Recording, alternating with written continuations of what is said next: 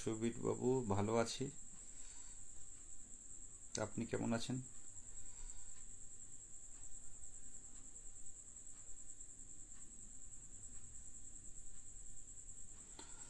ভালো আছি বলতে গেলে প্রথমে বর্তমান পরিস্থিতি, আরজি করের নিঃসরংস হত্যা, নরকীয় হত্যা, তার তীব্র প্রতিবাদ জানাই একজন হবু শিক্ষক হিসাবে। আমরা দিকে দিকে শুধু বাংলায় নয়, বাংলার বাইরেও অন্যান্য স্টেটেও কিন্তু ইতিমধ্যে সবাই রাজপথে নেমে প্রতিবাদ জানাচ্ছেন। এমন একটা নৃশংস ঘটনা এর আগে আমরা দেখিনি। যারা আমাদের প্রাণ বাঁচায়, যারা সময়ে অসময়ে, রাত নেই দিন নেই, যাদের কাছে গিয়ে আমরা অসুস্থতার অবস্থায় গিয়ে সুস্থ হয়ে বাড়ি ফিরি, তাদের গায়ে হাত তোলা এইভাবে নরকীয় অত্যাচার, এর আসল দোষী কারা যুক্ত আছে সেগুলো খুঁজে বের করা হোক, না হলে পরিস্থিতি আরো জটিলতার দিকে এগোবে। কারণ একটা সাধারণভাবে আমরা বলতে পারি, একটা সিভিক ভলেন্টিয়ার, ভলেন্টিয়ার কথার অর্থ হচ্ছে স্বেচ্ছাসেবক, স্বেচ্ছাসেবক, যে তার কত পাওয়ার ক্ষমতা থাকতে পারে। সে একটা ডাক্তার, এমডির গায়ে হাত তুলতে পারে। এই প্রভাবটা কাদের প্রভাবে এটা করছে, এটা খুঁজে বের করা হোক। আমরা বাংলার হবু শিক্ষক, আমরা চাই কোনো রাজনৈতিক রং না লাগিয়ে আসল দোষীকে খুঁজে বের করা হোক, আর কারা কারা যুক্ত আছে এটা পরিষ্কারভাবে বের করা হোক। আর সাথে সাথে এটাও একটা কথা, যেটা দিন দিন কিন্তু শিক্ষা শিক্ষা সমাজ, মানে শিক্ষক, হবু শিক্ষক দিন দিন কিন্তু ওয়েস্ট বেঙ্গলে কিন্তু বঞ্চিত হচ্ছে। আমি অন্যান্য কর্মসূচির কথা বলবো না। ওয়েস্ট বেঙ্গলে অন্যান্য কর্মসূচি, মানে অন্যান্য যেসব প্রকল্পগুলো আছে যথেষ্ট ভালো, কিন্তু শিক্ষা ক্ষেত্রে কিন্তু একটা বঞ্চনা করা হচ্ছে। শিক্ষার ক্ষেত্রে কিন্তু একটা বঞ্চনা হচ্ছে। কি আপার, কি এসএলএসটি, কি প্রাইমারি, আমি ওসবের বিরুদ্ধে যাচ্ছি না, শুধু প্রাইমারিটা নিয়ে ভাবছি। সরকার আসার পর দুবার প্রাথমিক টেট নেয়, দুবার, 11-12 বছরে।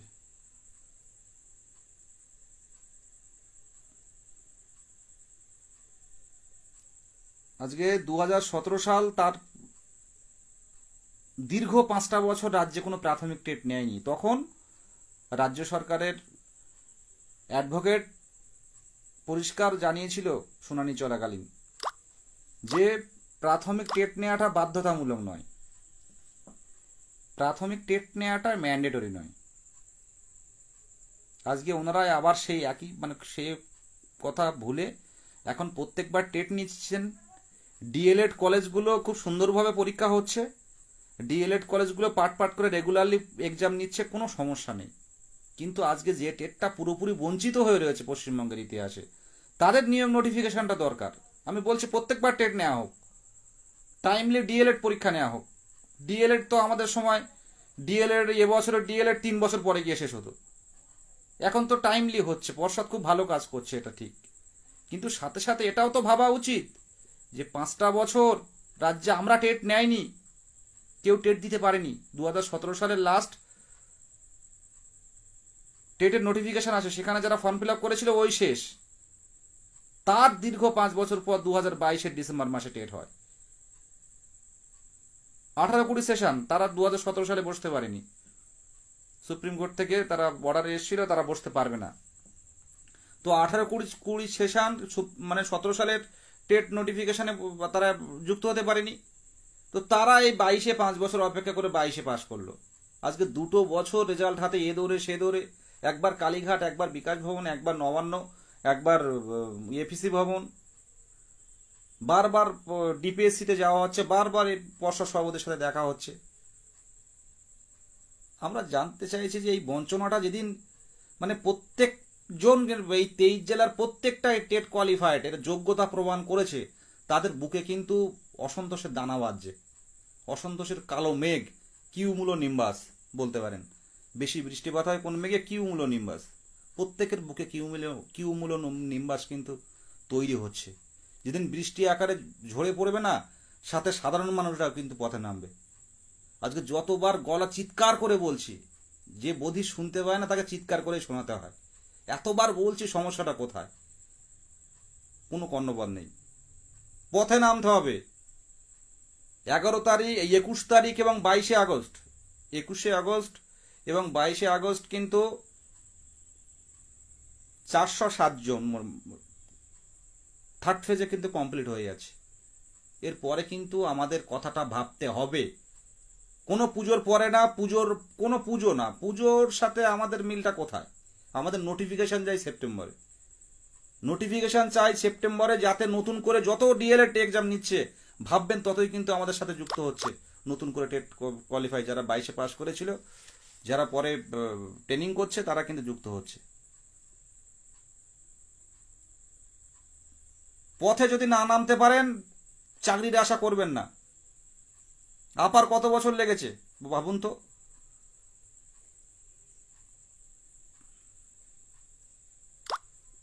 আপার 9 বছরে একবারও এখন রিক্রুটমেন্ট কমপ্লিট করতে পারিনি।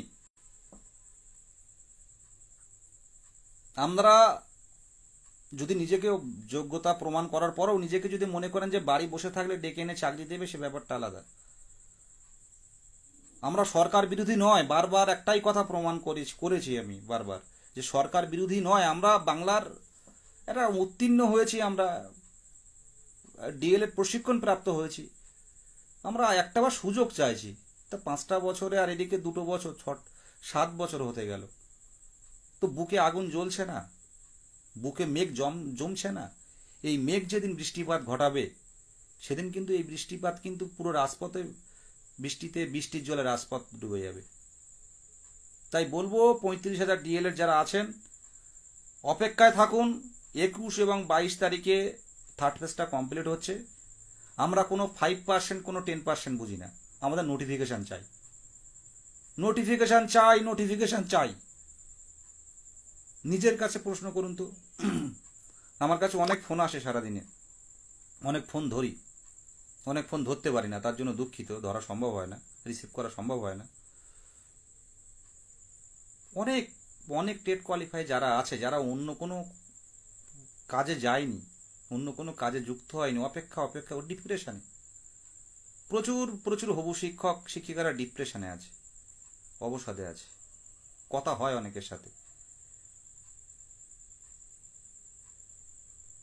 এত বছর অপেক্ষা করেছি, একজনও যেন বঞ্চিত না হয়, একজনও যেন বঞ্চিত না হয়। কথা হবে এটা আমার ভালো করেই মনে আছে, কানে বাজছে আমার। আমার লাস্টবার পশা সভাপতির সাথে দেখা হয়েছিল, তার আগে স্যার বলেছিলেন বেরিয়ে যাওয়ার সময় যে আমার যদি রিক্রুটমেন্ট করতে দেওয়া হয় এখন, আমি 50,000 নিয়োগ করে দিতে পারবো। কথাটা কিন্তু মনে আছে, কথাটা কিন্তু ভুললে চলবে না। আজকে এই পরিস্থিতি, ওয়েস্ট বেঙ্গলের একটা পরিস্থিতি তৈরি হয়েছে, একটা জঘন্যতম নরকীয় ঘটনা ঘটেছে। ঘটনাটা নিয়ে আমরা সবাই উদ্বিগ্ন, আমরা চাই শাস্তি হোক। তার সাথে সাথে এটাও কিন্তু সবার ভাবা উচিত, যারা দীর্ঘদিন ধরে, আজকে যদি 4-5 দিন আমাদের ওই সিনেমা শুটিং বন্ধ ছিল, 4 থেকে 5 দিন মনে হচ্ছে, না 2 থেকে 3 দিন, সবাই কিন্তু কাজের জন্য পাগল হয়ে গেছিল বন্ধ ছিল বলে। আজকে ভাবুন তো, 2017 সাল বাদ দিলাম, 2018 সাল প্রাথমিক টেট নেয়নি, 2019 সাল প্রাথমিক টেট নেয়নি, 2020 সাল প্রাথমিক টেট নেয়নি, 2021 সাল প্রাথমিক টেট নেয়নি, 2022 সাল নেব না করে সুপ্রিম কোর্টের অর্ডারে ডিসেম্বর মাসে টেট নিলেন। যথারীতি 23 সালের ফেব্রুয়ারিতে রেজাল্ট পাবলিশ করলেন। পাবলিশ করে একদম ঘটা করে ফার্স্ট, সেকেন্ড, থার্ড যারা যারা ছিল তাদের ফুলস্তবক তাদের দেয়া, তাদের মিষ্টির প্যাকেট দেয়া। মাধ্যমিক পরীক্ষা, উচ্চ মাধ্যমিক পরীক্ষায় ফার্স্ট, সেকেন্ড, থার্ড বা প্রথম 10 জনে যারা থাকে, তাদের মধ্যে যেমন একটা অন্যরকম আনুষ্ঠানিক একটা উৎসব ভাব, তেমন টেট রেজাল্টটা বেরিয়েছিল।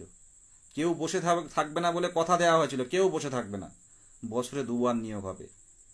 কেন হয়নি, কি আইনি সমস্যা সেটা আমরা দেখব না। এটা তো আইনি সমস্যাটা তো পর্ষদের ভুলের কারণেই হয়েছে।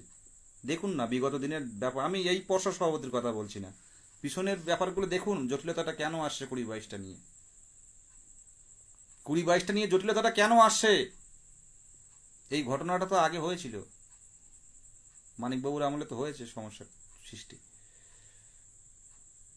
তবে এই পর্ষদ সভাপতি আমাদের মাননীয় গৌতম পাল মহাশয় যেভাবে কাজ এগোচ্ছেন, খুব ভালো কথা, কিন্তু এটাও ভাবতে হবে যে যাদের ভাবছেন যে বিএডরা যারা টেট কোয়ালিফাই করে আছে তারা ডিএলএড করবে, তাই পরে নোটিফিকেশন দেবে, এটা কিন্তু ভুল হচ্ছে, এটা কিন্তু বঞ্চনা হচ্ছে।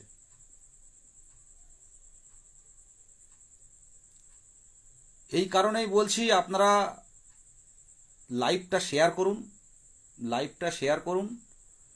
টেট উত্তীর্ণ যারা আছে, আমি তো 30,000 টেট দেখতে পাচ্ছি না, রাজপথে নামতে গেলে 1-1.5 হাজার। এগুলো এই কারণের জন্য কিন্তু ভারত স্বাধীন এত দেরিতে হয়েছিল। আপনারা দেখতে পাচ্ছেন তো জনজাগরণ কাকে বলে, আন্তর্জাতিক বিষয়গুলো তো দেখতে পাচ্ছেন। আমি বলছি না কোনো খারাপ কোনো ঘটনা ঘটাতে, আমি বলছি আমরা ন্যায্য দাবিতে ডেমোক্রেসি সিস্টেমে আমরা যোগ্য, আমরা পথে নেমে তো মুখ্যমন্ত্রীর দৃষ্টি আকর্ষণীয় চিৎকার করে বলতে পারি, ইন্টারভিউ নোটিশটা দিন, আমাদের সমস্যাটা কোথায়। আজকে আমাদের নিয়ে যদি কোনো গল্প লেখা হয়, আমাদের নিয়ে যদি কোনো ফিল্ম বানানো হয়, আমি বলতে পারি একটা ছেলের ঘটনা, একটা গ্রাম্য ছেলের, প্রত্যন্ত গ্রামের ছেলের তার মানে জীবনের মাধ্যমিক, উচ্চ মাধ্যমিক, বিএ, এমএ পাশ করার পর কষ্ট করে বাড়ি নদী নালা থেকে বা জমি চাষবাস করে বা জমি বন্ধকে রেখে মানে ডিএলএড ট্রেনিং করলো 2 বছর, 1-1.5 লাখ টাকা খরচ করে। তারপর রাত জেগে জেগে অপেক্ষা করে পড়া পড়া পড়া পড়া, টেট পরীক্ষা দেবে, হবে না করে 5 বছর অপেক্ষা করলো, করেও টেটটা পাস করলো, টেট সার্টিফিকেটটা নিল, আনন্দ পেল যে এবার হয়তো পেয়ে যাব। তারপর বছরের পর বছর বসে থাকছে। যদি একটা ফিল্ম বানানো হয় না, কেউ যদি ঠিকঠাক করে আর্ট ফিল্মটা কেউ দেখে, একটা ফিল্ম একটা ছেলের উপর যদি দেখা হয়, চোখে জল চলে আসবে, চোখে জল চলে আসবে, যারা দেখবে দর্শকের চোখে জল চলে আসবে। অনেকে ভাবে যে আপনারা অন্য পেশায় যান না কেন, প্রত্যেকের কিন্তু একটা স্বপ্ন থাকে।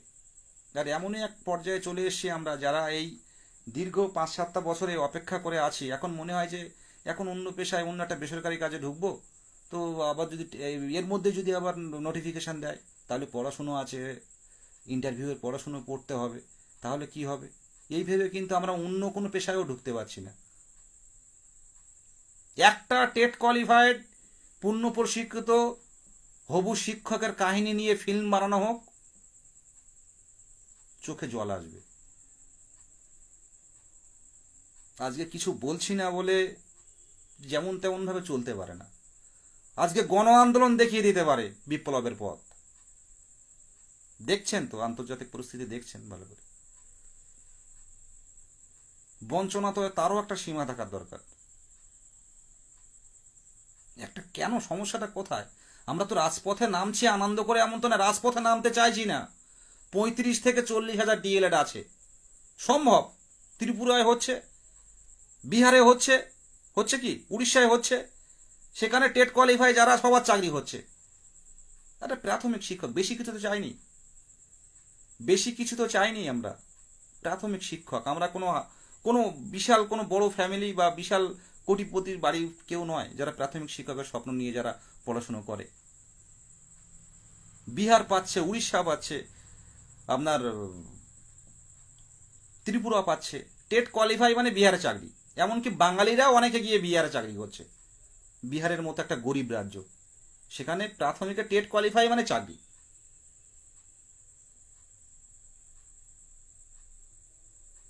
টেট মানেই নিয়োগ না, এটা কথাটা ঠিক, কিন্তু 500-700 করে ফর্ম ফিল আপ করে আমি কি শুধু টেট সার্টিফিকেট গলায় ঝুলিয়ে রাখার জন্য কি বিয়ে করছি? আমরা জাগতে হবে, অধিকার ছিনিয়ে নিতে হবে, অধিকারটা ছিনিয়ে নিতে হবে। কি হবে? জীবনটা একটাই, জীবনটায় মূল্যবান সময়গুলো তো এইভাবে কাটিয়ে দিচ্ছি, অধিকারটা ছিনিয়ে নিতে হবে। কি হতে পারে, কি করবে বলুন? কি হতে পারে মানুষের?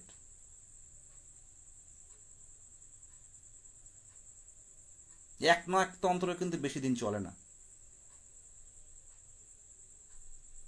স্বৈরতন্ত্র কিন্তু বেশি দিন চলে না।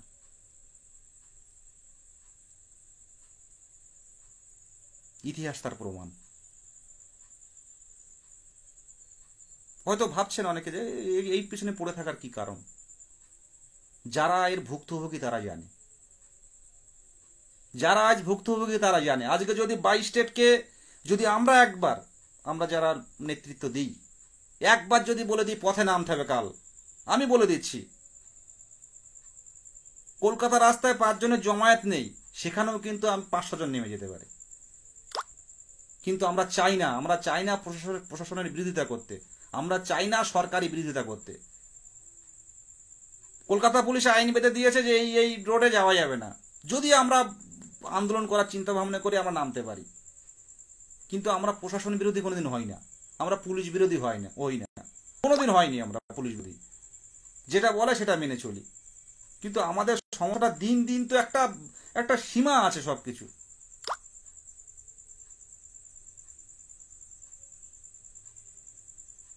এটা সবকিছুর মধ্যে তো একটা লিমিট আছে, যে ব্যাপারটা এই 6 মাস গেল, 7 মাস গেল, পাশের রাজ্যগুলো তো হুমু করে রিক্রুটমেন্ট দিচ্ছে।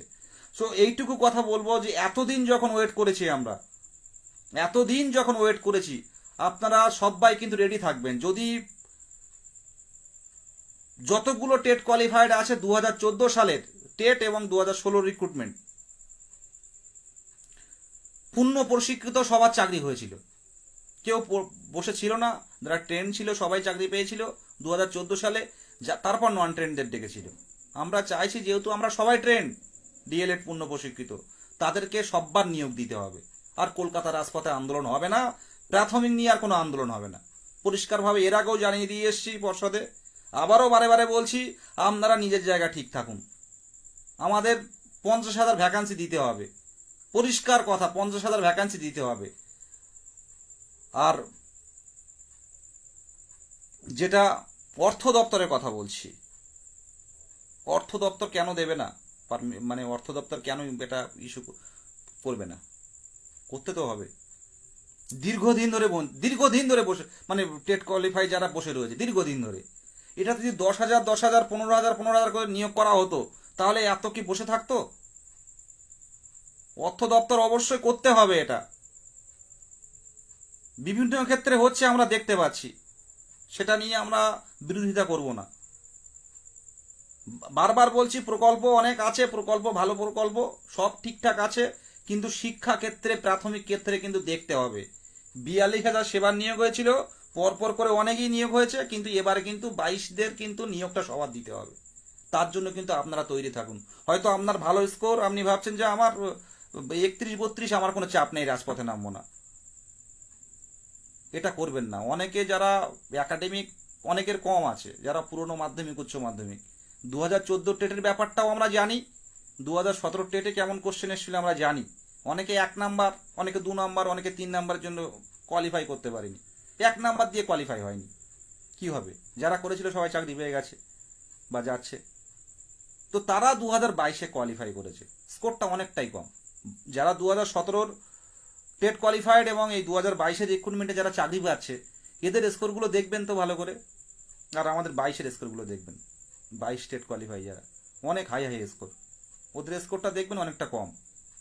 তো এর একটাই পথ, ভ্যাকান্সি, শূন্য পদটা দিতে হবে। 30,000 শূন্য পদ দিলে হবে না, পরিষ্কার কথা, 50,000 শূন্য পদ চাই। আর রাজপথে প্রাথমিক নিয়ে আন্দোলন হবে না, এটা 10,000 দিলাম কি 20,000 দিলাম কি 25,000 দিলাম, এটা থেমে থাকলে হবে না। দীর্ঘ বঞ্চিত, অনেকে অপেক্ষায় কত পেশেন্ট আছে জানেন, কত অসুস্থ, মানে দুরারোগ্য ব্যাধিতে, অনেকে আলসার হয়ে আছে। অনেকজনের সাথে কথা হয় আমার, দিদি ভাই দাদাদের, আলসার পেশেন্ট, চিকিৎসা হচ্ছে, তাও বসে রয়েছে। অনেক অসুস্থ, বাবা মারা গেছে, সেই অবস্থায় টেট পরীক্ষা দিতে গেছে, কোয়ালিফাই করেছে, বসে আছে। অনেকে আছে করোনার সময় সিঙ্গাড়া বিক্রি করেছে, চপ বিক্রি করেছে, তারা আছে। 23 জেলায় এমন অনেক আছে, এগুলো হয়তো সংবাদ মাধ্যমে আসে না, কিন্তু যখন আসে মানুষের চোখের জল পড়ে। এটা একটা বড় ইস্যু, মানে একটা বড় সমস্যা, এই শিক্ষার ক্ষেত্রটা এইভাবে আটকে রাখা। কিছু কিছু করে প্রত্যেক বছর নিয়োগ হলে কিন্তু এই চাপটা থাকে না, কিন্তু যেহেতু এই 5টা বছর নিয়োগ হয়নি, তাই আমাদের দাবি একটাই যে একজনও যেন বঞ্চিত না থাকে। একজন বঞ্চিত থাকলে কিন্তু হবে না, কোনোভাবেই কিন্তু আমরা মেনে নেব না, কোনোভাবেই মেনে নেব না। এটা আপনাদের মাথায় ঢুকিয়ে নিন, একজনও বঞ্চিত হলে হবে না। যদি প্রত্যেকবার টেটে হতো, প্রত্যেকবার রিক্রুটমেন্ট হতো প্রত্যেক বছরে, আমরা কিন্তু এই দাবিটা করতাম না। কিন্তু যেহেতু 7 বছর পর রিক্রুটমেন্ট হচ্ছে, এখানে 50,000 ভ্যাকান্সি চাই। বিহার পাচ্ছে, উড়িষ্যা পাচ্ছে, ত্রিপুরা পাচ্ছে, বাংলাকেও পাতে হবে। এটা হচ্ছে প্রথম এবং শেষ কথা আমি বলে দিলাম।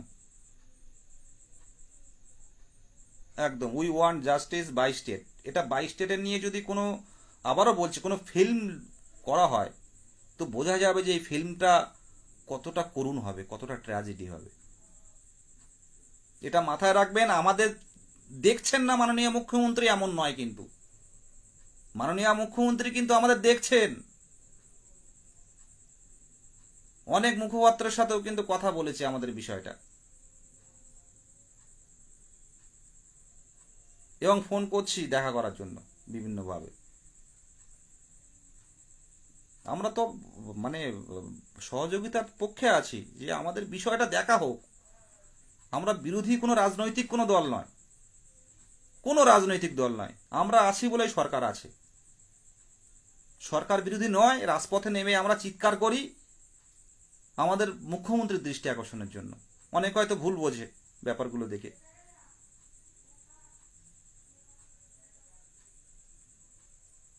সবার একটাই প্রশ্ন যে দাদা ইন্টারভিউ নোটিফিকেশন কবে আসবে,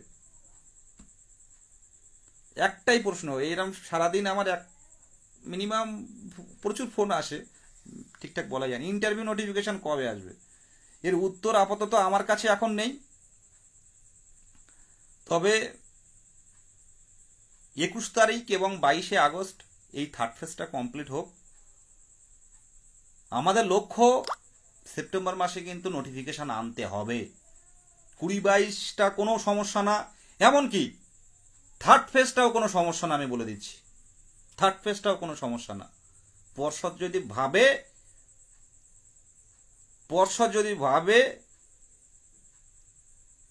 শিক্ষক কম, আমার শিক্ষার্থীদের ক্ষতি হচ্ছে, পর্ষদ ইচ্ছে করলেই সুপ্রিম কোর্ট থেকে স্পেশাল অর্ডার বের করে এনে করতে পারে নতুন নিয়োগ। পর্ষদের সদিচ্ছার দরকার, সরকারের সদিচ্ছার দরকার। পর্ষদের বলছি, সরকারের সদিচ্ছার দরকার।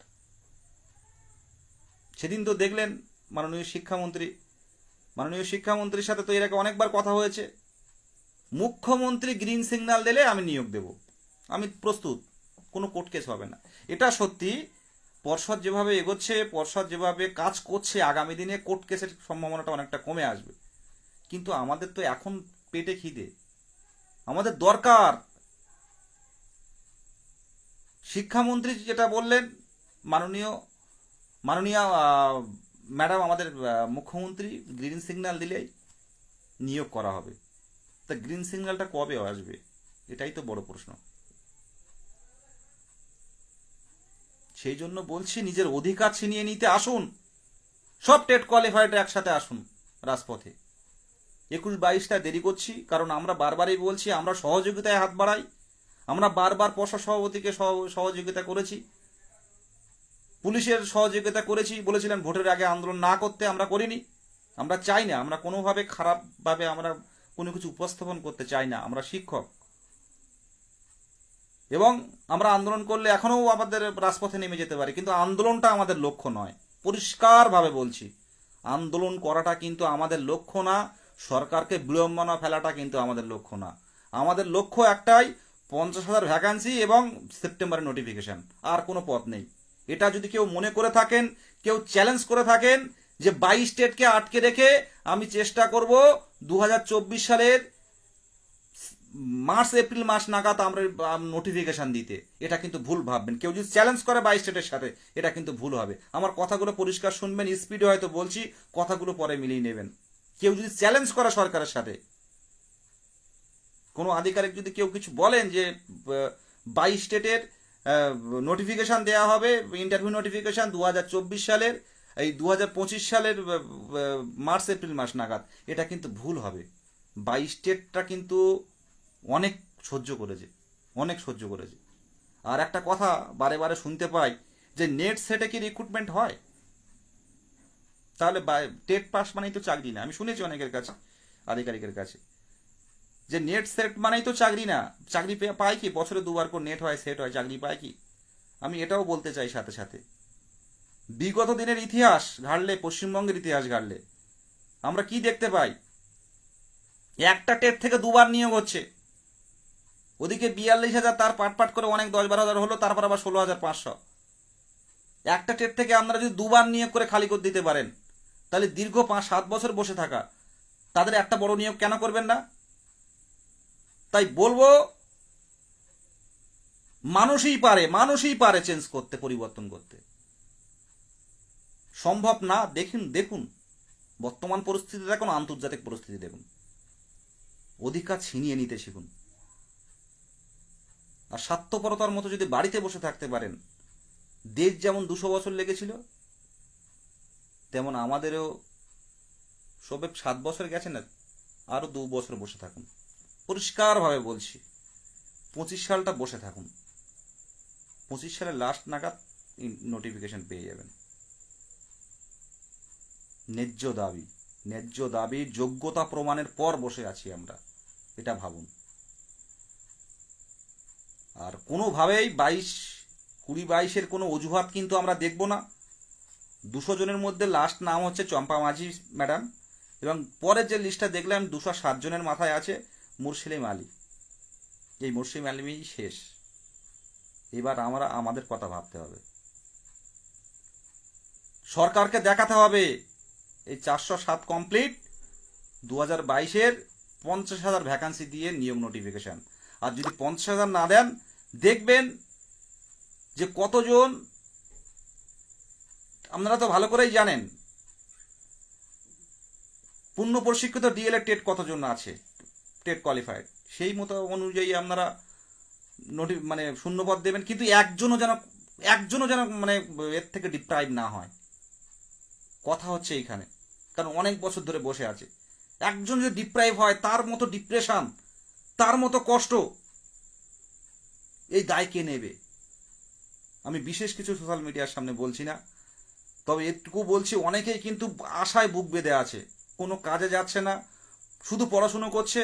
ঐক্যমঞ্চ 2022 প্রাথমিক টেট উত্তীর্ণের পক্ষ থেকে প্রত্যেক দিন ইন্টারভিউয়ের পড়াশুনো হচ্ছে, প্রত্যেক দিন রুটিন ভিত্তিক ডেমো ক্লাস, রুটিন ভিত্তিক সহজ পাঠ, কিশলয়, প্রত্যেকটা ব্যাকরণ থেকে আপনার জিকে, আপনার সায়েন্স, প্রত্যেকটা বিষয় কিন্তু পড়ছে সবাই। কেউ বঞ্চিত হলে কিন্তু সেটা কিন্তু মানা হবে না। আজকে আমি আবারও একবার বলি, আজকে যদি কোনো 22 স্টেটের জীবনী লেখা হয়, সেই জীবনী লাস্ট দেখলে 22 স্টেট কি করে কোয়ালিফাই করলো, কি করে 2014 এক টেট কোয়ালিফাই করতে পারলো না, 2017 2 নম্বরের জন্য পারলো না, কি 1 নম্বরের জন্য পারলো না, কত কষ্ট করে ডিএলএড পূর্ণ প্রশিক্ষিত হয়েছে, তখন 1.5 লাখ 2 লাখ টাকা খরচ হতো, তারপর 22-এ পাশ করলো, 2 বছর বসে আছে, তার পরিস্থিতিটা কি হয় বুঝতে পারছেন? সবার তো একটা জীবন যৌবন আছে, যদি অপেক্ষায় মূল্যবান সময়গুলো চলে যায়, তাহলে কিসের জীবন এটা? একটু ভাবুন না, একটু নিজের কাছে প্রশ্ন করুন। আর আমার এই লাইভটা শুধু টেট উত্তীর্ণরা, আমাদের লাইভটা যথেষ্ট অনেক আধিকারিক দেখেন, আমি এর আগে প্রমাণ পেয়েছি, পুলিশ আধিকারিকরা দেখেন। আপনাদের কাছেও বলবো, আপনারা সন্তান তুল্য, আপনাদের কাছে আমরা সন্তান, আপনাদের বাড়ির সন্তান। আমরা আন্দোলন কিন্তু রাজপথে কিন্তু আন্দোলন করতে, আনন্দ করতে যাই না, আমরা আন্দোলন করতে চাই না। কিন্তু আমরা যখন বঞ্চিত হয়েছি, আমরা 20, 21 এবং 22 আগস্টটা দেখছি, থার্ড ফেজটা হয়ে যাচ্ছে 2017 নিয়োগ। এবার কিন্তু আমাদের তা দেখতে হবে, না হলে কি হবে সেটা পরে দেখা যাবে। আমরা হবু শিক্ষক, আমরা চোখে চোখ রেখে কারোর কথা বলতে পারি না। তবে মানুষ যখন দিন দিন দিন দিন বঞ্চনা হয়, মানুষের বুকে যখন দিন দিন অসন্তোষের কিউমুলো নিম্বাস কিউমুলো নিম্বাস মেঘ যখন দিন দিন মানুষের বুকে জমতে থাকে না, একদিন কিন্তু বৃষ্টিপাত হয়, আর সেই বৃষ্টিতে কিন্তু রাজপথ ডুবে যাবে। মানে হাজার হাজার টেট পাসরা যখন রাজপথে এসে দাবি জানাবে, আমরা কি করবেন? হিমশিম খেয়ে যাবেন পুলিশ গাড়িতে তুলতে। আমাদের লক্ষ্য সেটা না। আপনারা যে যেখান থেকে পারেন মুখ্যমন্ত্রীর সামনে তুলে ধরুন, অন্তত আমাদের বিষয়টা 50,000 ভ্যাকান্সি দিয়ে ইন্টারভিউ নোটিফিকেশনটা জারি হোক, আস্তে আস্তে ফর্ম ফিল আপ হোক, কোনো চাপ নেই। আবারও বলছি, অনেকে হয়তো ভাবছেন যে এই ইন্টারভিউটা যদি চলে, সামনে 26 সালে অনেক কিছু আছে, উৎসব আছে, তো এতদিন কি করে নিয়ে যাবে এতদিন ব্যাপারগুলো। আমি সোশ্যাল মিডিয়াতে বলছি, টুকটুক করে ফর্ম ফিল আপটা করে রাখুন, ধীরে ধীরে করুন, পঞ্চম শ্রেণীটা ইনক্লুড করুন। যদি পরিকাঠামোর দোহাই, আমি দেখছিলাম উত্তরবঙ্গ সংবাদে পরিকাঠামোর দোহাই দিচ্ছে, তো ঠিকই আছে, পরিকাঠামো আপনাকে এক্ষুনি যে প্রাথমিকে আনতে হবে, তো এটা কোনো চাপ নেই। যেসব স্কুলগুলো হাই স্কুল এবং প্রাথমিক স্কুলগুলো একসাথে আছে, সেখানে ডিএলএড টেট উত্তীর্ণদের ঢুকিয়ে দিন, আর যেখানে হাই স্কুল আলাদা আছে সেখানে টেট উত্তীর্ণদের সেখানে দিয়ে দিন, কোনো চাপ নেই। তো সার্কেল ভিত্তিক কোনো প্রবলেম হবে না। পরিকাঠামো এখন তো ঘর করার দরকার নেই, যেখানে 5 আছে সেখানে 2টো শিক্ষক দিয়ে দিন, অনেক কাজে লাগবে। ডিএলএড যারা আছে ওরা 8 পর্যন্ত দেখে দিতে পারবে। আর যেখানে মানে হাই স্কুল এবং একই বিল্ডিংয়ে হাই স্কুল এবং প্রাথমিক স্কুল আছে, সেখানে তো চাপই নেই, আমার ইনক্লুড করার প্রয়োজনই নেই, ওই বিল্ডিংয়ে হয়ে যাচ্ছে। একটু একটু সহানুভূতির সহিত দেখলে বাচ্চাগুলো, শিক্ষার্থীগুলোও বঞ্চিত হবে না। আবার যারা টেট কোয়ালিফাই করে ডিএলএড পূর্ণ প্রশিক্ষিত হয়ে যারা বসে আছে, তারাও নিজের স্বপ্নটা পূরণ করতে পারবে। তাহলে এক এক কাজে 2টো কাজ মিটবে। সরকার তো অবশ্যই কর্মসংস্থানের দিকটা দেখতে হবে। টাকার অভাব,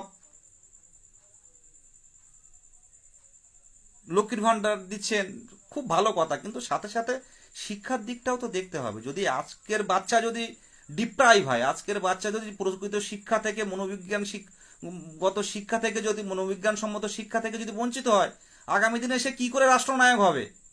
আগামী দিনে সে কি করে ডাক্তার হবে? আগামী দিনে ভালো মানুষ হবে কি করে তারা? আর যদি সঠিক শিক্ষা থেকে বঞ্চিত হয়, তাহলে তো এইরকমই তৈরি হবে, আরজিকরের মতো ঘটনা তৈরি হবে। মনোবিজ্ঞান সম্মত শিক্ষা প্রয়োজন আগে বাচ্চাদেরটা। আজকে যে মানে শিশু, আগামী দিনে সে তো মানে ঘুমিয়ে আছে শিশুর পিতা, সব শিশুরই অন্তরে সে কথাটা আসছে, সেও তো আগামী দিনে শিক্ষক হবে, সে আগামী দিনে পিতা হবে, সে আগামী দিনে রাষ্ট্রনায়ক হবে। এটা ভাবুন না একটাবার, এটা ভাবলে বোঝা যায় যে প্রাথমিক শিক্ষা যদি বঞ্চিত করা হয়, প্রাথমিক শিক্ষার্থীকে যদি বঞ্চিত করা হয় সঠিক শিক্ষা থেকে, আগামী দিনে কত বড় ক্ষতি হবে। এটা একটুখানি নিজের কাছ দিয়ে প্রশ্ন করুন তো, এটা আমরা ভাবি না বলে। একটু ভাবুন, একটু নিজের দিকে প্রশ্ন করুন যে এখন যদি শিক্ষা থেকে বঞ্চিত হয়। আর প্রকৃত শিক্ষা কিন্তু ওই সরকারি বিদ্যালয় থেকে হয়। অনেকে হয়তো বেসরকারি দিয়ে ভাবছেন যে বিশাল কিছু করে ফেলছি, ইংলিশ মিডিয়াম।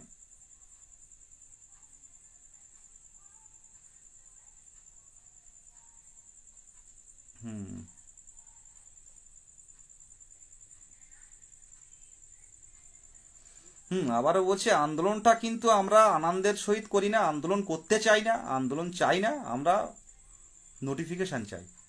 আমাদের 50,000 ভ্যাকান্সি নোটিফিকেশন তো আসছে, নোটিফিকেশন আসবে, কিন্তু আমাদের ভ্যাকান্সিটা দিতে হবে। আর একবার ভ্যাকান্সি অ্যানাউন্স হয়ে গেলে কিন্তু আর বাড়ানো যায় না। তাই ভ্যাকান্সি দিতে গেলে 1 মাস দেরি হোক, 2 মাস দেরি হোক, কোনো চাপ নেই, আমাদের ফর্ম ফিল আপটা করে ফেলে রাখা হোক, আমরা কিচ্ছু বলবো না। ভ্যাকান্সি দিতে যদি টাইম লাগে তো একটু টাইম লাগুক, কিন্তু ভ্যাকান্সিটা কিন্তু একজন কিন্তু বঞ্চিত হলে হবে না। আজকে প্রত্যেকবার যদি নোটিফিকেশন দিতেন, প্রত্যেকবার যদি নিয়োগ হতো প্রত্যেক বছর, তাহলে এই সমস্যাটা তৈরি হতো না। যেহেতু 7টা বছর বসে আছি আমরা, তাই সববার নিয়োগ জরুরি। এটুকু বলবো, আর বিশেষ কিছু বলার নেই। শুধু এটুকু বলবো, যদি আমাদের নোটিফিকেশন সেপ্টেম্বরে না আসে, আমাদের কিন্তু আর কোনো পথ খোলা নেই, আমাদের কিন্তু আর কোনো পথ খোলা নেই। আশা রাখছি, পজিটিভ ভাবি। আমার কথার মধ্যে না কথাটা আমি কম বলি, অনেকে হয়তো বলবে যে না, পজিটিভ পজিটিভ করে কি হবে। এই পজিটিভ কথাটা অনেককে বাঁচিয়ে রেখেছে। সোশ্যাল মিডিয়াতে হয়তো দেখেন দুটো একটা পোস্ট করি, কিন্তু একটা কথায় অনেকের জীবন বেঁচে আছে। অনেক অবসাদগ্রস্ত, অনেক ডিপ্রেশন যাদের আছে তাদের বেঁচে আছে।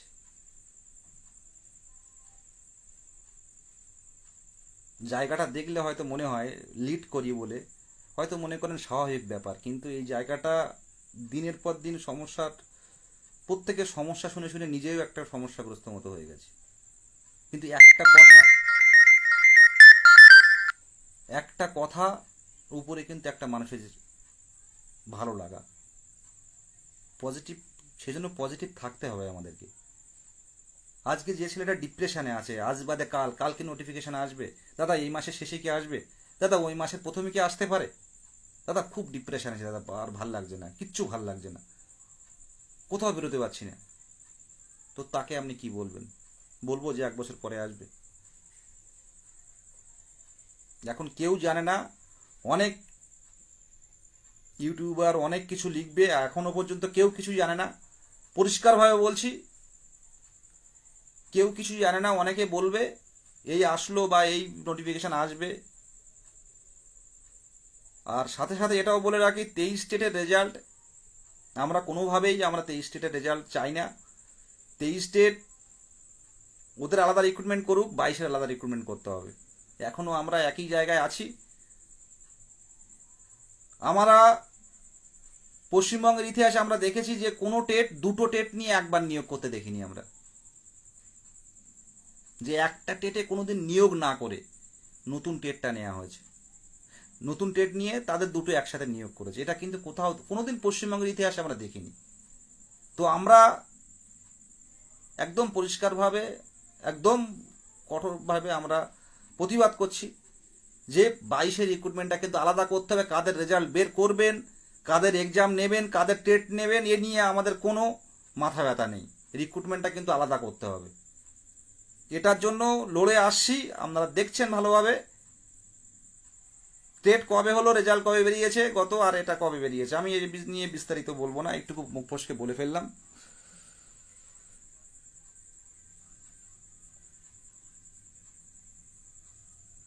শুধু এটুকু বলবো যে আমাদের ভ্যাকান্সিটা দিতে হবে। নোটিফিকেশন কিন্তু আসবে, ভ্যাকান্সিটা কিন্তু বড় ভ্যাকান্সি না দিলে কিন্তু অনেকেই কিন্তু একদম মানে তাদের যে কি সমস্যা তৈরি হবে তারা, আমি বুঝতে পারি আর তারাই বুঝতে পারে। অনেকেই আছে আমাদের পূর্ব বর্ধমানের সদানন্দ দা আছে। সদানন্দ দার খুব লড়াই, খুব কষ্ট করে, মানে করোনার সময় চপ মুড়ি ঘুগনি বিক্রি করেছে। তো এবারে 14 সালে পাশ করেনি, এবার 39 বছরের কাছাকাছি বয়স। এবার তার চাকরিটা না হলে হয়তো, 39 বছর বয়স, এখনো বিয়ে থা কিছু করেনি। তো প্রায় ফোন করে, দাদা কি হবে, হবে দাদা, হবে তো, বেরিয়ে যাবো তো, আমাদের তো পুরনো একাডেমিক, কি করবো দাদা। তো সেই কথাগুলো শুনতে হয়। মুর্শিদাবাদের রোশন ভাই কল করে, তার 40 বছর 41 বছর বয়স হয়ে গেছে। সে আগের দিন বলছে যে তুমি আমাকে বলো কি করতে হবে বলো, আমি তাই করব, আমার জীবনের কোনো মূল্য নেই। আমি ঠান্ডা করলাম যে আমার 41 বছর বয়স, 42 বছর হতে যাচ্ছে, আমি আর সুযোগ পাবো না আমার জীবনে, আমি আর এই প্রাথমিক শিক্ষক হব এই স্বপ্নটা আমি আর দেখতে পারবো না, আমার জীবন শেষ। তুমি বলো আমার কি করতে হবে, আমি তাই করতে রাজি, আমার জীবন শেষ করে দিতে রাজি আমি। তাকে বুঝিয়ে ঠান্ডা করলাম। তার 42 বছর বয়স হতে গেল। ভাবুন তো একটু তাদের কথা। হয়তো আমরা সামনের থেকে দেখতে পাই না, কিন্তু যখন তাদের মনের কথাগুলো শোনা হয় না, তাদের কষ্টের কথাগুলো শোনা হয় না, অবাক হয়ে যাবেন, অবাক হয়ে যাবেন যে এই কি কষ্ট এগুলো। যাদের 40 বছর, 39 বছর, 42 বছর, 43 বছর বয়স হয়ে গেছে, এই ওবিসি বাতিল হওয়ার পর তারাও অনেকে ডিপ্রেশনে চলে গেছে। একদম যাদের অল্প বয়স তাদের কথা বুঝতে পারছেন না, কিন্তু যাদের বয়সটা বেশি পেরিয়ে গেছে ওই অপেক্ষা করে করে এই 7টা বছর যদি বসে রয়েছে। মুর্শিদাবাদে এরকম বেশ কয়েকজন আমাদের সংখ্যালঘু ভাইয়েরা রয়েছে, 42-43 বছর বয়স হয়ে গেছে, আর সুযোগ পাবে না। অনেকে জেনারেল ভাইয়েরা রয়েছে যারা 40 পার হয়ে গেছে, আর পারবে না। আমি কি করবেন, কিছু বলতে কোর্ট থেকে কিছু করা যাবে, আমি কি করে বলবো। এই সমস্যাগুলো কিন্তু প্রত্যেকটা মানুষের কিন্তু ভিতরে একটা মন আছে, প্রত্যেক জনকে। আমরা তো দূর থেকে দেখি এ ছোট ও বড়, ও বেটে ও লম্বা, তো আমরা দেখি এগুলো, কিন্তু প্রত্যেকটা মানুষের মধ্যে তার একটা পৃথিবী আছে, তার নিজস্ব একটা পৃথিবীতে সে চলে, সেই পৃথিবীর রাজা সে। ছোটবেলা থেকে স্বপ্ন দেখতে প্রাথমিক শিক্ষক হব, তো 22-এর টেট কোয়ালিফাই করলো, সাথে সাথে যদি রিক্রুটমেন্টটা হতো তাহলে এই সব ছেলেগুলো ডিপ্রাইভ হতো না। এরা আর জীবনে এই পাশের শিক্ষকতার স্বপ্ন, প্রাথমিক শিক্ষক, এটা আর জীবনে দেখতে পারবে না যাদের বয়স চলে গেছে। একটু ভাবুন তো, খুব কষ্টের। তাই একটা কথা বলবো, যা গেছে গেছে, কিন্তু সামনের দিনে যেন আর কোনো 22 স্টেট যেন 40-42 বছর যে আমি আর বসতে পারবো না, এই সমস্যাটার সৃষ্টি না হয়। কারণ যদি রিক্রুটমেন্ট যদি সেপ্টেম্বরে না আসে, আর 2 মাস পিছিয়ে গেলে তার থেকে অন্তত আরো 10 জন 100 জন বেরিয়ে যাবে বয়সের সমস্যায়, এজ বেড়ে যাবে তাদের। তাই বলবো এই সব সহযোদ্ধাদের আমরা হারাতে চাই না, সেপ্টেম্বরে নোটিফিকেশন চাই, কোনো কথা হবে না। ধন্যবাদ সবাইকে। এই দীর্ঘক্ষণ ধরে আপনারা এই আমার কয়েকটা কথা মনে হলো, গল্প করার মতো মনে হলো, তাই বললাম। ওবিসি মামলার ব্যাপারটা আমি বলি। ওবিসি মামলার ব্যাপারটা রাজ্য সরকার কিভাবে নিচ্ছে আমি বুঝতে পারছি না। এর আগে যেসব মামলাগুলো রাজ্য সরকার গেছে, এসএসসি বলুন বা অন্যান্য মামলা বলুন, সেখানে তাবড় তাবড় সিনিয়র অ্যাডভোকেট দাঁড় করিয়েছেন। আর এই ওবিসি মামলার ক্ষেত্রে অ্যাডভোকেটকে আমি দেখছিলাম, জানি না কিভাবে নিচ্ছে। তো আগামী 20 তারিখে হিয়ারিং আছে, মাদ্রাসা বোর্ড মনে হচ্ছে হিয়ারিংয়ের অংশগ্রহণ করেছে, একটুখানি পড়ছিলাম। আর একটা কথা বলি, হাইকোর্টের অর্ডারটা একটু ভালো করে সবাই পড়বেন, অনেকে অনেকভাবে বর্ণনা করছেন। তো হাইকোর্টের যে অর্ডারটা দিয়েছিলেন, সেই অর্ডারটা একটু ভালো করে পড়বেন, দেখবেন অনগোয়িং প্রসেস। অনেকে ভাবছে যে টেট আর রিক্রুটমেন্ট আলাদা। একটা কথা ভাববেন, মানছি টেট আর রিক্রুটমেন্ট আলাদা, কিন্তু রিক্রুটমেন্ট যখন হয় তখন কি মানে যারা কোয়ালিফাই করতে পারেনি তারা কি রিক্রুটমেন্টে আসে, ইন্টারভিউয়ে বসে? যারা কোয়ালিফাই করতে পারেনি, অকৃতকার্য যারা, একটু প্রশ্ন করুন তো, ইন্টারভিউয়ে কারা বসে? যারা টেট কোয়ালিফাইড তাদের জন্য ইন্টারভিউ ডাকা হয়। টেট কোয়ালিফাই যারা আছেন অ্যাপ্লিকেশন করুন, ওখানে কিন্তু নট কোয়ালিফাইড যারা তারা ঢুকতে পারে না। তো আপনি টেট কোয়ালিফাই মানেই কিন্তু আপনি একটা প্রসেসে ঢুকে গেলেন। হয়তো কোনো আইনি জটিলতার কারণে আপনাকে রিক্রুটমেন্ট করতে পারছে না, কিন্তু আজ না হোক কাল কিন্তু আমাদেরকে রিক্রুটমেন্টের প্রসেসে ঢুকবেন। কারণ টেট কোয়ালিফাই করে লোক বাড়িতে বসে থাকার জন্য নয়, এটাও কিন্তু একটা প্রসেস। সামনের দিনে আশা রাখছি 22-এর কোনোরূপ ক্ষতি হবে না, আর কোনোরূপ ক্ষতি হলে আছি আমরা, আমি অন্তত আছি। ওবিসি 22 স্টেটের ক্ষতি হলে এর শেষ কোথায় দেখতে হয় তার জন্য তৈরি থাকতে হবে। আমরা দুটো একটা শুনানি দেখছি, 2022 স্টেট পাস ডিএলএড ঐক্য মঞ্চের প্রচুর ওবিসি ক্যান্ডিডেট আছে, আমি নিজেও ওবিসি। তো এটুকু বলবো এই বিষয়ে, দুটো একটা শুনানি হোক, তারপর যদি কোনো প্রবলেম হয়, আশা রাখছি প্রবলেম হবে না। যদি হয়, কারণ আইনের বিষয়, একটা আইনের মধ্যে আছে, প্রসেসে আছে, সেই বিষয়ে আমি কোনো মন্তব্য করব না। তো আগামী দিনে যদি কোনো সমস্যা হয় ক্লারিফিকেশন নিয়ে আসতে হবে। আশা করি 22-এর কোনো ক্ষতি হবে না, 22-এর যারা ওবিসি দিয়ে টেট কোয়ালিফাই করেছেন কোনো সমস্যা হবে না, আমার ব্যক্তিগত মতামত এটা।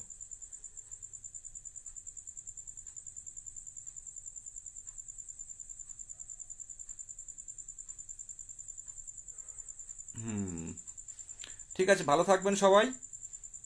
বেশি অনেকক্ষণই আপনাদের এই মূল্যবান সময় এখন তো নেট খরচ করে আপনারা দেখলেন। শুধু এটুকু বলবো, একজন ভাই যেন বঞ্চিত আমরা না হই। একটা বোন যেন বঞ্চিত না হয়, একটা দিদি যেন বঞ্চিত না হয়, তার জন্য কিন্তু লড়াই। আমরা নোটিফিকেশন পাবো আজ হোক কাল, কিন্তু আমাদের ভ্যাকান্সিটা জোর দিতে হবে। আমরা তৈরি থাকুন আর ইন্টারভিউয়ের জন্য তৈরি হন। এবং যে আমাদের গ্রুপ আছে, যে গ্রুপ পড়াশুনো হচ্ছে রোজ, ডেমো ক্লাস এবং অধ্যায় ভিত্তিক পড়াশুনো, আর সেখানে যুক্ত হন। আশা রাখছি নিজেকে আরও শিক্ষক হওয়ার যোগ্যতাটা আরও পরিপূর্ণ হোক। আগামী দিনে শিক্ষক রূপে আমরা যাতে স্কুলে ঢুকতে পারি দ্রুততার সাথে, সেদিকে আমাদের লড়াই জারি রাখতে হবে আইনে পথে। আর একটা কথা, ম্যাট কিন্তু আসছে, আগের দিন তো শুনানি হয়নি, তো মানে 2 সপ্তাহ পরে দেখবেন বললেন, হয়তো 27 তারিখ নাগাদ আসতে পারে ম্যাট 1594। তো এটা আটকাতে হবে, টেট কোয়ালিফাই যাতে যুক্ত না হয়। আর অনেকে ভাবছেন যে 22-24-এ অনেক বিএডটা ঢুকছে, ঢুকতে থাকুক, অবশ্যই আইনি পথ আছে। সুপ্রিম কোর্টের অর্ডার যেটা আমরা পেয়েছি হাতে, লাস্ট অর্ডার যেখানে গিয়েছিলাম, সে অর্ডারটা আমরা কাজে লাগাবো। আর বিশেষ কিছু সোশ্যাল মিডিয়াতে বলবো না, কেস ভেরিফাইড গ্রুপে ডিটেলস আপডেট দেওয়া হবে। ধন্যবাদ সবাইকে। আর সবাই পজিটিভ থাকুন, সুস্থ থাকুন আর পড়াশোনা করুন, এটুকু।